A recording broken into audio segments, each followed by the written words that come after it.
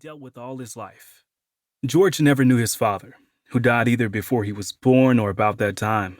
Again, no official accounts exist, though in describing his early years, George wrote in 1922 that his father was the property of Mr. Grant, owner of the plantation next door, and was killed soon after George was born while hauling wood with an ox team. In some way, he fell from the load, under the wagon, both wheels passing over him.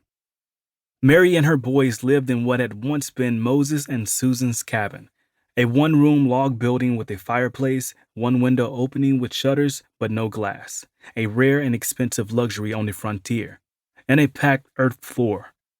Earlier, the Carvers had shared it with Moses' brothers, 3 children, 2 boys and a girl, whom they raised after their father died.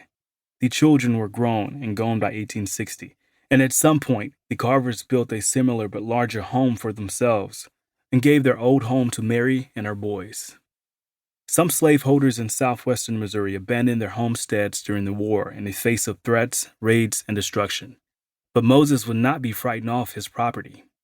After decades of work, he had built one of the most valuable farms in town, with 100 acres under cultivation, an orchard, beehives, and a range of livestock. Though others might buckle under the pressure, Moses Carver was a stubborn man when he believed he was right. Stories vary as to how many times the Carver farm was raided. There is one account that robbers came demanding money, which Carver refused. They ordered him to reveal where his savings were hidden. When he still said nothing, they hung him by his thumbs and burned his feet with hot coals. Stubborn Moses remained silent until the raiders finally gave up. Either then or during another raid, invaders made off with property far more valuable to the Carvers than buried cash.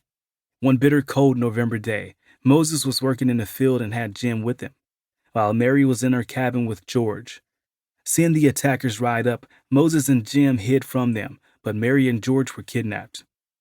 The men may have been traders or bounty hunters planning to sell captured slaves in Arkansas. As soon as they left, Moses started planning to rescue Mary and her boy, but he had no idea where to look first.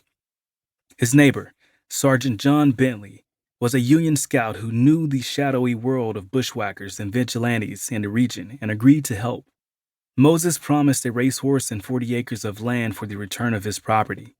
Riding through the night, Sergeant Bentley and his search party found George alone in an abandoned cabin. Bentley instructed the others to continue the chase, then carried the boy home and laid him in the crib with his own son for the night. The next day, Bentley returned George to the Carvers and reported there was no sign of Mary. George's mother was never heard from again. Since the sergeant had found one slave but not the other, Moses gave him part of the reward, a fine horse valued at $300. Susan and Moses moved the 2 motherless slave boys into their house to raise as their own. Technically, they remained slaves until a new state constitution was enacted on July 4, 1865, since the Emancipation Proclamation covered only the Confederacy.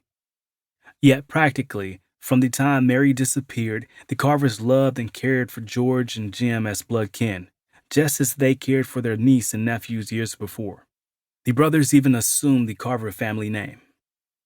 After the end of the war, the newly constituted Carver family settled down to life on the farm.